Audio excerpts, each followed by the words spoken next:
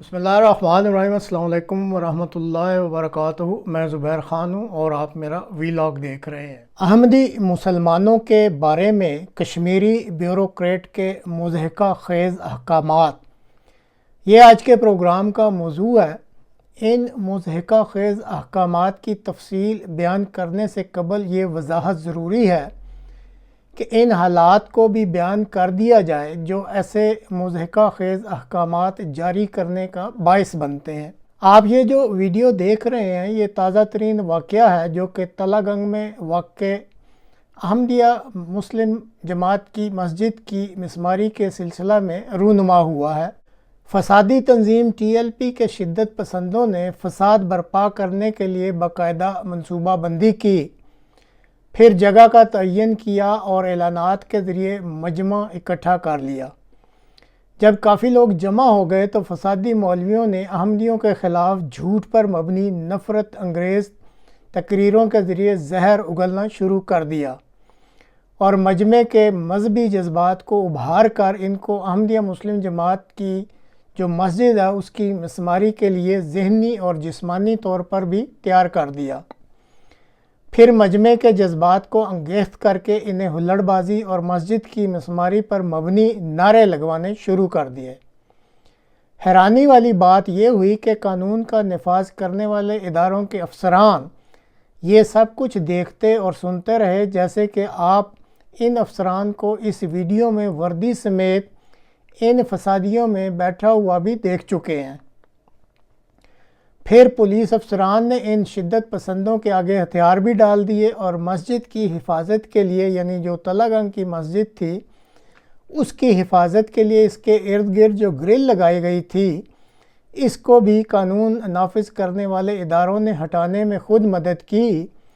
اور پھر ان شدت پسند فسادیوں کو مسجد کی مسماری میں بھی ہر قسم کی سہولت مہیا کر دی۔ اب آزاد کشمیر کے علاقہ کوٹلی کے ڈپٹی کمشنر کے مضحکہ خیز احکامات کی تفصیل سے قبل یہ بتاتا چلوں کہ اس شہر میں 16 فروری 2024 کو ٹی ایل پی کے تقریباً 50 جنونیوں نے، جیسا کہ آپ تصاویر میں بھی دیکھ رہے ہیں، احمدیہ مسلم جماعت کی مسجد کا جو حشر کیا تھا وہ آپ ان تصاویر میں دیکھ سکتے ہیں۔ اس وقت کوٹلی میں مکرمی ناصر رفیق صاحب ڈپٹی کمشنر تعینات ہیں۔ یہ پہلے فوج میں میجر تھے جو کہ لیٹرل انٹری کے کوٹے کے تحت ڈسٹرکٹ مینجمنٹ میں چلے آئے۔ سول سروس بیوروکریٹ کم از کم گریجویٹ ہوتے ہیں اور ان سے عدل، انصاف اور دیانتداری اور اسی طرح قانون کے نفاذ کی عملداری کی توقع کی جاتی ہے۔ فوج کے افسران بھی بہرحال کم از کم گریجویٹ ہی ہوتے ہیں، تاہم فوج سے سول سروس میں لیٹرل انٹری کے ذریعے آنے کے لیے بھاری سفارش کی ضرورت ہوتی ہے۔ اب یہ صاحب اپنی قابلیت پر آئے ہیں یا سفارش کے بل بوتے پر، اس کے بارے میں کچھ نہیں کہا جا سکتا، تاہم انہوں نے جو احکامات جاری کیے ہیں ان کی روشنی میں آپ ان میں عدل، انصاف، دیانتداری اور قانون کی عملداری کے اوصاف کا خود اندازہ لگا سکتے ہیں۔ احمدیہ مسلم جماعت کوٹلی کے وفد کے ساتھ مذاکرات شروع کرتے ہوئے انہوں نے واضح کیا کہ آزاد حکومت ریاست جموں و کشمیر کے قوانین کے تحت تمام مذاہب کو اپنے عقائد کے مطابق زندگی بسر کرنے کی آزادی حاصل ہے، اور پھر ساتھ ہی ٹی ایل پی کے فسادی مولویوں کے دباؤ میں آ کر ان کے مطالبات مانتے ہوئے احمدیوں کے ساتھ اسی مذاکراتی نشست میں احکامات جاری کیے کہ احمدیہ کمیونٹی اپنی عبادت گاہوں کے باہر قادیانی عبادت گاہ کے سائن بورڈ فوری نصب کرے، عبادت گاہوں کی اسلامی مساجد سے مشابہت والی تعمیر کو تبدیل کرے، محراب جو مساجد کے اندر ہیں ان کی اسلامی مشابہت کو تبدیل کریں، اور پھر یہ بھی عجیب و غریب حکم دے دیا کہ مسلمانوں کے جذبات کا احترام کرتے ہوئے قادیانی کمیونٹی مسلمانوں کی نمازوں کے ٹائم سے کم از کم 1 گھنٹے بعد اپنی عبادت کیا کریں،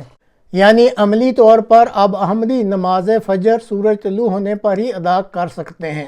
ان کے اس حکم پر مجھے شاعر مشرق اقبال کے ایک شعر کا مصرع یاد آ گیا، خود بدلتے نہیں قرآن کو بدل دیتے ہیں، یعنی یہ افسران اس قدر بے ہمت اور کم حوصلہ ہیں کہ قرآن کا اصل مفہوم بتانے کی بجائے کہ نماز مقررہ وقت پر ادا کی جانی چاہیے، فسادی مولویوں کے دباؤ میں آ کر اس قرآنی حکم کے مطلب کو بدل کر اس کے معنی اپنی مرضی کے مطابق تعویل کر کے فسادیوں کو خوش کر دیتے ہیں۔ صاحب بہادر نے یہ بھی حکم دیا کہ قادیانی اپنے مذہب کی کسی قسم کی تبلیغ بھی نہیں کر سکتے، اور پھر یہ بھی کہا کہ احمدیوں کو فوری طور پر اپنی قبروں سے ایسے کتبے ہٹا دینے چاہیے جو کہ اسلامی شاعر اور اصطلاحات سے مشابہت رکھتے ہیں۔ تو ناظرین، جو ابھی بیان کیے گئے ہیں یہ ہیں وہ مضحکہ خیز احکامات جو ڈپٹی کمشنر صاحب بہادر میجر ریٹائرڈ ناصر رفیق صاحب نے احمدیہ مسلم جماعت کوٹلی کے عہدیداران کو دیے ہیں۔ ان کے احکامات کو مضحکہ خیز اس لیے کہا گیا ہے کہ ایسے احکامات جاری کرنا پاکستان کے آئین کے آرٹیکل 20 کی کھلم کھلا خلاف ورزی ہے، اور ساتھ ہی ڈپٹی کمشنر صاحب کے اس دعوے کی کلی بھی کھول دی گئی ہے جس میں وہ کہہ رہے تھے کہ آزاد حکومت ریاست جموں و کشمیر کے قوانین کے تحت تمام مذاہب کو اپنے عقائد کے مطابق زندگی بسر کرنے کی آزادی حاصل ہے۔ تو ناظرین، آپ اس بارے میں کیا کہنا چاہیں گے؟ اپنی رائے ضرور دیجیے گا۔